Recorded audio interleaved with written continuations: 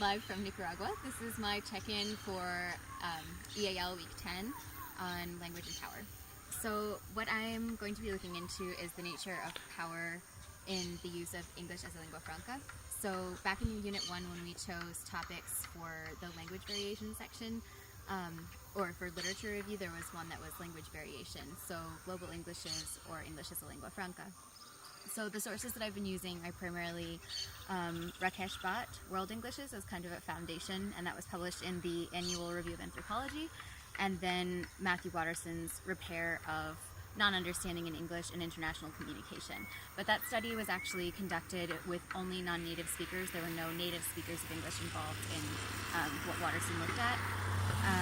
And then there's a recent BBC article from October of this year by Lennox Morrison, which is about non-native speakers being really poor communicators in settings where they're expected to speak with other speakers of English, but as a lingua franca, non-native speakers. So what I've been starting with is kind of looking into global English, and one of the first things that I came across, you may have seen this before, is the expanding circles model. It's attributed to Kotru and then in another place by other people, so I'm going to look more deeply into that and see actually who the original author is, and also try to find some updated numbers. But what I have from 1997 is that the inner circle, which are native speakers, like from the US and the UK, is between 320 and 380 million people. The outer circle, which are places where the speakers are non-native, but English has been institutionalized as an additional language, such as in South Africa, India, Singapore. That's about another 150 to 300 million people. And then the expanding circle is where English is used primarily as a foreign language. And that's it seems a little harder to calculate, but between 100 million and a billion speakers. That's places like Egypt, China, Korea. So you can hear from those numbers that non-native speakers substantially outnumber native speakers, and yet native speakers are the ones who tend to require that others adapt to them. Usually in any type of communication, we expect that the role of the listener is to also make an attempt to understand the speaker, but it seems that in the case of using English in a setting where maybe only one or two people are the native speakers, they still expect everyone else to adapt to them. So I guess some of the main things that I'm thinking about and looking into are, what are some of the norms in English as a lingua franca setting?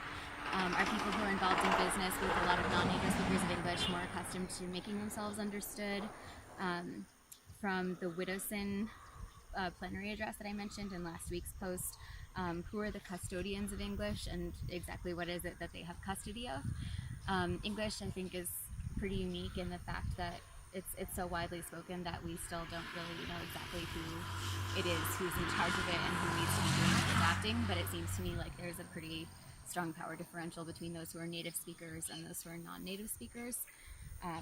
So in terms of advocacy, how can we educate the awareness of native speakers to kind of try to simplify their language, or try to omit things that are really specific to their own culture or slang, or things that might not be as easily understood. And then as teachers, to develop materials that are really more helpful to non-native speakers to help them negotiate meaning.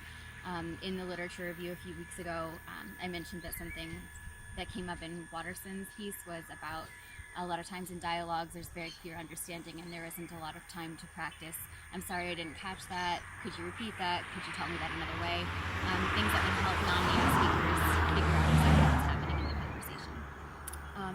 So that's what I'm looking into, and my question for you is if you have had any experience, whether it be in a youth hostel or in any of your professional work outside of teaching, where you have been in a context with multiple non-native speakers and maybe only one native speaker, and what the power dynamic was like there. I think for us as teachers, we're more accustomed to trying to find ways to understand the people around us or make our own way of communicating clearer, but what I'm interested in is just any story that you think relates to this topic from your own experience.